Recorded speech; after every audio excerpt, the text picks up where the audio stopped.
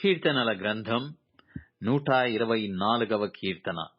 మనుష్యులు మన మీదికి లేచినప్పుడు యెహోవా మనకు తోడై ఉండని ఎడల, వారి ఆగ్రహము మనపైని రగులుకొనినప్పుడు యెహోవా మనకు తోడై ఉండని ఎడల, వారు మనలను ప్రాణముతోనే మృంగివేసియుందురు. జలములు మనలను ముంచివేసియుండును, ప్రవాహము మన ప్రాణముల మీదుగా పొర్లిపారియుండును.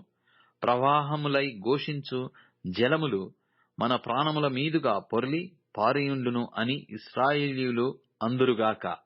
వారి పండ్లకు మనలను వేటగా అప్పగింపని యెహోవా స్తుతినందునుగాక.